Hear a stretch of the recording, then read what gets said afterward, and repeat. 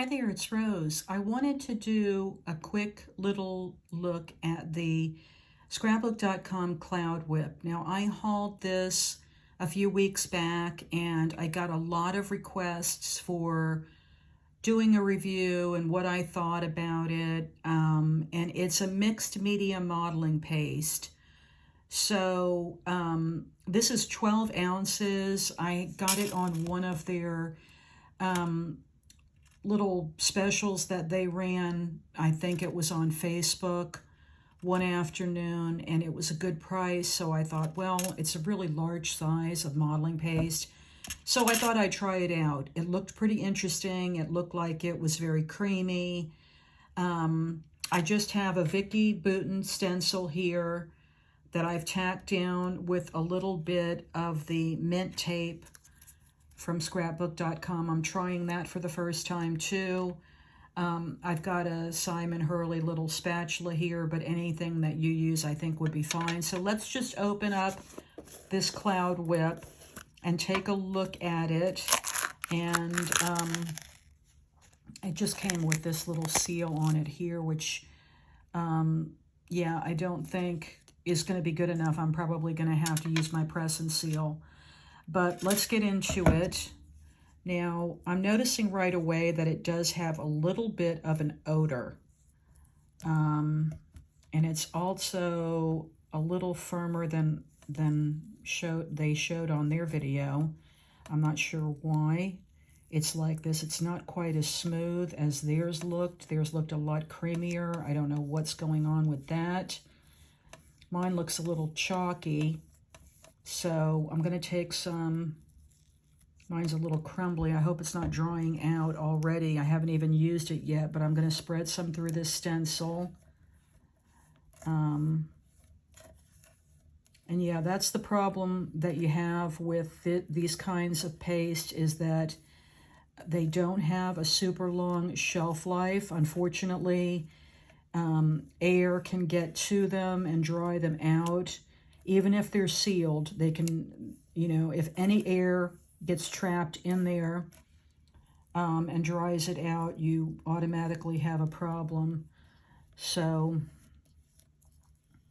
and so far, from what I can tell, I'm not that crazy about the way this is applying, but we'll see. I'm not going to give up yet.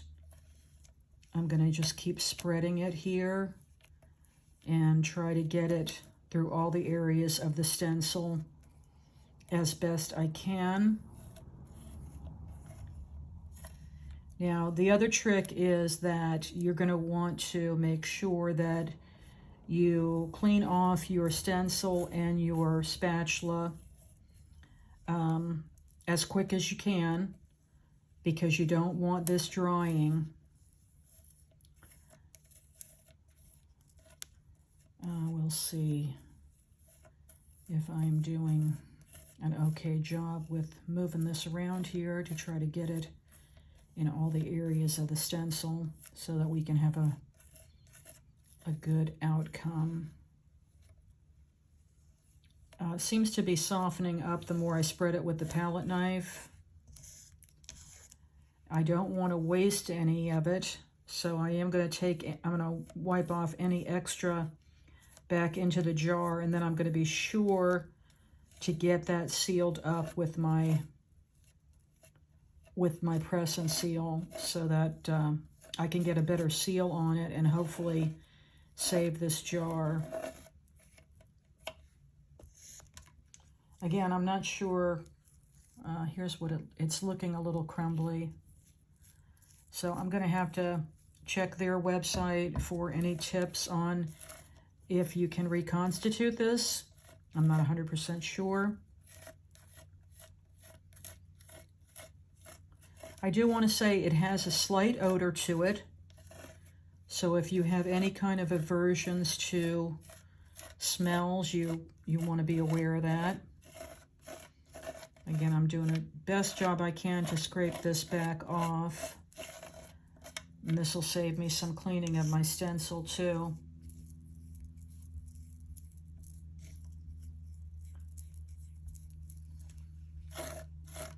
Haven't checked the reviews of this on their website, but hopefully you can see that it's not as creamy as I would have hoped for. But we'll let that sit for a minute. Then I'm going to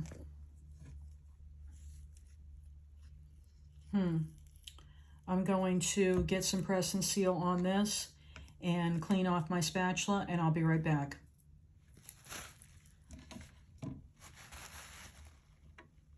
Okay, so I cleaned off my stencil. I cleaned off the palette knife and my work area here.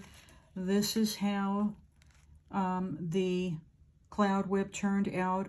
It adds a little bit of dimension.